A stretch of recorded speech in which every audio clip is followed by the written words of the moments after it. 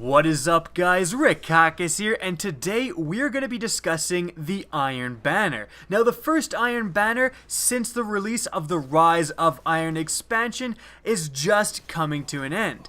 And frankly, I think this was the best Iron Banner in Destiny's history.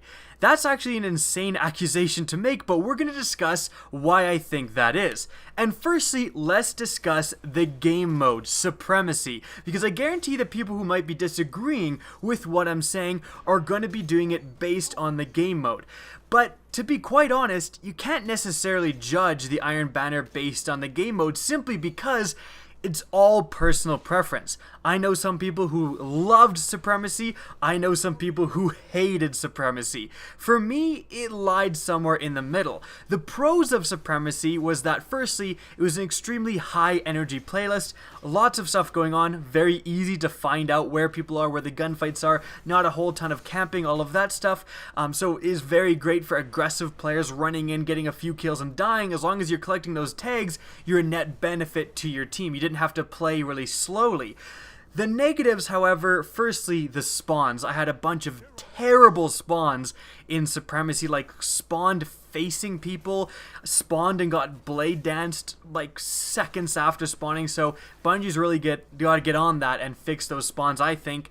And also, shotguns definitely lend themselves to Supremacy gameplay. Like, using a shotgun in Supremacy, it just makes sense. You want to get close in people's faces, you want to be able to kill them and collect the tag right after. But when you're doing the same thing over and over and over again, like the 100th Juggernaut Titan that never uses his primary weapon, it gets a little bit tiring. It gets just a little bit annoying. So that was something also about Supremacy. Perhaps now it's time for them to maybe consider switching up the playlist in the sense that you're not doing the same thing for the entire week. Perhaps next time it can be 50% chance to matchmake in Clash, 50% chance to matchmake in Control, just to kind of alleviate the annoyances that pop out when you're doing that same game type over and over and over again. But that's more just a random suggestion, and they certainly don't have to do that. But again, because personal preference plays a huge role in selecting whether or not, the playlist of Supremacy was good, I'm going to count that as neutral. Supremacy was as good as any other playlist. It has its pros, it has its cons as a game type. However, we're now going to go purely positive, because this is really why I believe that this Iron Banner was quite literally the best Iron Banner I've ever experienced. Firstly, the loot was fantastically designed. You're getting weapons that look very different. I mean, aside from some of the Iron Banner weapons look very similar to the Archon's Forge weapons, but those are only like 2 examples of that. But the Iron Banner Scout Rifle, the Iron Banner Auto Rifle, the Iron Banner Rocket Launcher, the Iron Banner Armor, it looks great as it always does. But in the past, Iron Banner weapons, like, there's been very good weapons like the Fellwinter's Lie, the Nerwin's Mercy, but is this really unique looking weapons? Not necessarily. It's just reskinned with Iron Banner designs, but they look very similar to other weapons in the game. Not really the case this time. The Iron Banner Scout Rifle looks and sounds totally different than other weapons in Destiny, and I think that's fantastic. Especially the sound, the fact that I can hear a weapon and I know, oh, this person's using the Iron Banner Scout Rifle or the Iron Banner Pulse Rifle or the Iron Banner Auto Rifle. That's such an awesome feature. It just really lends a uniqueness in look and feel and experience to the Iron Banner loot, so that's just fantastic. I'm so glad that Bungie has spent the time designing this really unique looking and feeling Iron Banner loot. And that's topped off by the fact that, unlike a lot of other Iron Banners, you're actually getting this loot. Not only does this loot look, feel desirable, and it is desirable in the sense that it's extremely powerful. The Iron Banner Scout Rifle and Pulse Rifle especially are top tier. Like, they have warped the meta, that's how good they are. And so you're going after this extremely desirable weapons and armor from the Iron Banner, and you're actually getting them. You're actually getting awarded a reasonable amount of weapons and armor. I got all 3 characters to rank 5, and to be honest with you guys, that usually doesn't happen. Usually, I'm not the biggest fan of the Iron Banner, and the drop rates are not that great, and it's just not worth it to do in all 3 characters for me. But this time, I did all 3 characters, all rank 5, all relatively easy. It was a fantastic idea that they scrapped the getting more experience as the week goes on. You don't have to wear the Iron Banner class item. You don't have to wear the special Iron Banner emblem or shader. You can just go in with whatever you want and you will get a huge amount of experience every time you win a game. And to be frank, one of the best parts about this Iron Banner was the amount of ways you could achieve this loot. I've already said that it was fantastic how much loot you were getting, but there's so many different ways to actually get it. Just by playing the Iron Banner, you had a huge drop rate at the end of every match. Like, I was getting awards in terms of armor, in terms of weapons, artifacts, just at the end of matches pretty often, like a lot more often than I'm used to. On top of that, you're also getting, as I've said before, the bonuses for leveling up to rank 3 and rank 5. And because the experience was made a lot easier to acquire, it's kind of streamlined the process, you're getting to rank 3 and 5 a lot easier. On top of that, you also have the bounties.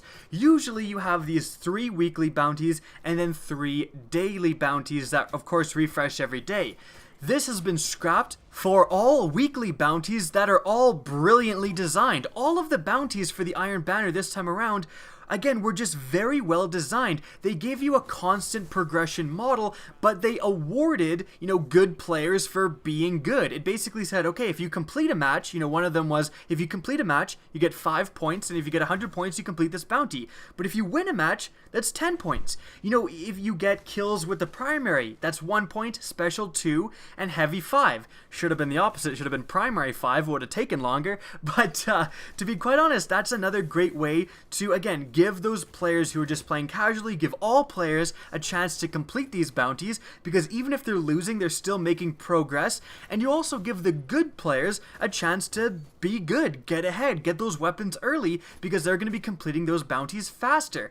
And those bounties, apart from giving you a massive amount of experience and being designed well, also gave you weapons and armor when you completed them, which frankly was the best part. My Distant Star Scout Rifle, my Clever Dragon Pulse Rifle came out of those bounties. And so there was a huge desire to do those bounties. So a ton of different ways to get a bunch of very desirable loot. And the end result was, again, the best Iron Banner I've ever experienced. Forget the game mode, Iron Banner Destiny is about loot, getting that sweet loot.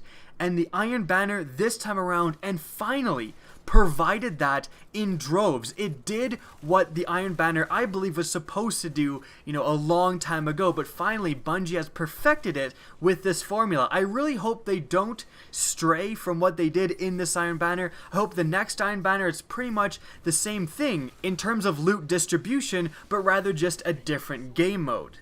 So, good job Bungie for making what I believe was the best Iron Banner ever. And I think it's very important to make this video because it's very important to let Bungie know what they're doing is correct. I think that the Iron Banner now should be the basis, should be the stepping stone to which all other of these limited time events are based upon. I would love to see when Sparrow Racing comes, when Festival of the Lost comes, perhaps we have these similar kind of awards. Bounties, like the Iron Banner Bounties could be applied to Sparrow Racing easily. Have the constant progression model, level you up a ton when you complete them, and give you rewards, special rewards when you do complete them. Like, that would be very easy to instill within something, again, like Sparrow Racing. Something like the Queen's Wrath, if that ever comes back to Destiny, I would love to see the Queen's Wrath PvE limited time event come back sometime, perhaps in the beginning of 2017. What Bungie has done to the Iron Banner should again be applied to stuff like that, and I think that's a recipe for success